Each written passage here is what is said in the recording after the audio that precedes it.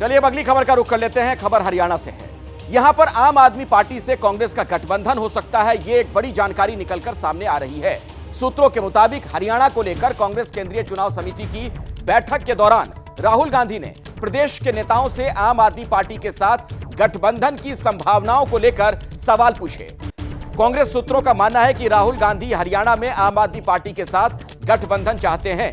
लोकसभा चुनाव में कांग्रेस ने आम आदमी पार्टी को हरियाणा में 1 सीट दी थी, लेकिन विधानसभा चुनाव में अब तक दोनों दलों ने गठबंधन को लेकर कोई सुगबुगाहट नहीं दिखाई थी। आइए सीधे मैं आपको लिए चलता हूं। मेरे साथ मेरे सहयोगी जैनेंद्र इस वक्त मौजूद हैं। कांग्रेस से जुड़ी हर खबर आप तक सबसे पहले पहुंचाते हैं। जैनेंद्र, इस गठबंधन को लेकर क्या संकेत है? आपके सोर्स क्या बता रहे हैं? देखिए, पर्दे के सामने तो गठबंधन को लेकर के अब तक कोई गतिविधि नजर नहीं आ रही है। हालांकि हमारे आला सूत्र ये बताते हैं कि आम आदमी पार्टी लीडरशिप और कांग्रेस लीडरशिप जो है वो संपर्क में जरूर है, लेकिन सीटों को लेकर के बात कुछ तय नहीं हो पा रही है, क्योंकि आम आदमी पार्टी जो है वो अनाधिकारिक सूत्रों के मुताबिक 10 के आसपास सीटें चाहती है, लेकिन कांग्रेस के पास ज्यादा देने को है नहीं। कांग्रेस 3-4 सीटों से ज्यादा हरियाणा में दे नहीं सकती।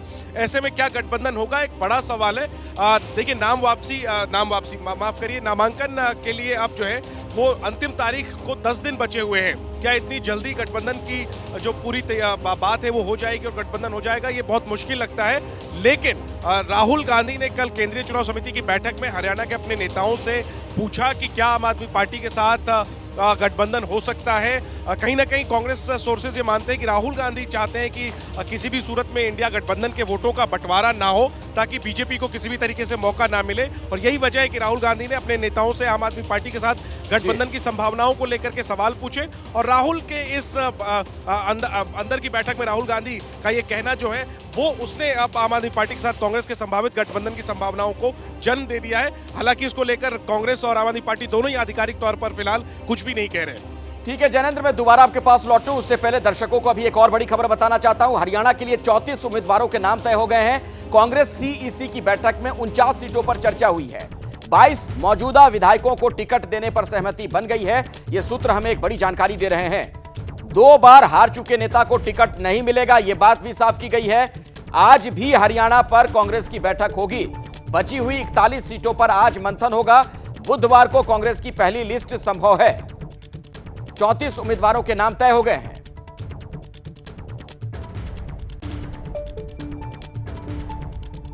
हरियाणा के लिए सेंट्रल इलेक्शन कमेटी की मीटिंग हुई। प्रदेश समिति की प्रदेश की स्क्रीनिंग कमेटी की ओर से 49 मेंबर्स की सूची प्रस्तुत की गई। उनमें से 34 का क्लियरेंस हो गया। 15 जो है उसको पेंडिंग करके कमेटी को सौंपा जाएगा। और इसके अलावा उसमें से जो क्लियर किया गया उसमें से 22 एमएलए के नाम भी क्लियर हो गए। 41 सीटें उसके बारे में भी चर्चा होगी और उम्मीद है हमारी सूची जो है मतदाता तक और कार्यकर्ता तक पहुंच जाएगी।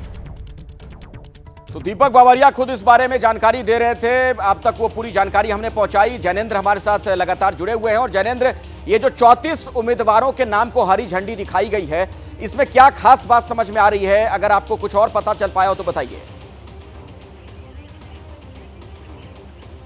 देखिए, 34 सीटों पर जो उम्मीदवार तय किए गए हैं उनमें 22 ऐसी सीटें हैं जिन पर मौजूदा कांग्रेस के विधायक हैं। फिलहाल 28 विधायक हैं कांग्रेस के हरियाणा में।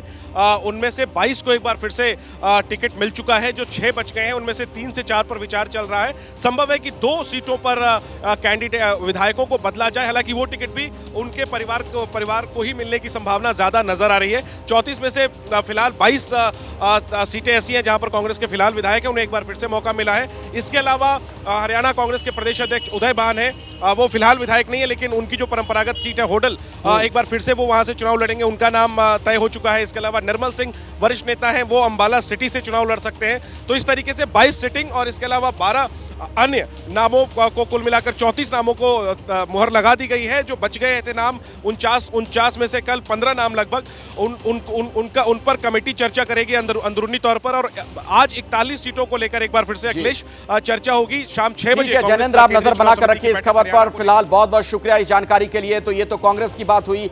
बीजेपी खेमे की बात करें तो हरियाणा के लिए आज बीजेपी की पहली लिस्ट आ सकती है।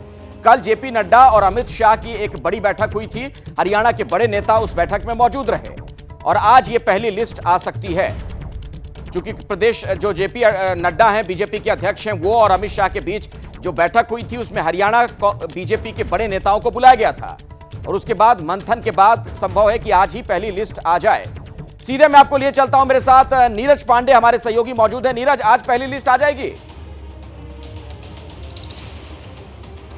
देखिए, अगले संभावना बताई जा रही है कि आज जो है पहली लिस्ट जारी हो सकती है, क्योंकि कल शाम तक जो मेरी जानकारी थी उसमें 26 नाम बिल्कुल क्लियर हो चुके थे। 26 नामों की जो सूची है बिल्कुल तैयार है। बाकी नामों पर कल रात में डिस्कशन हो रहा था। अभी तक कहां तक वो डिस्कशन पहुंचा ये अभी बता पाना थोड़ा मुश्किल है, लेकिन केंद्रीय चुनाव समिति की जो बैठक में जो सारी चीज़ें हुई थी उसके बाद कल 26 नामों पर चर्चा हुई और 26 नामों पर 26 नाम क्लियर होने के बाद बाकी जो नाम हैं उन पर चर्चा हो गई है।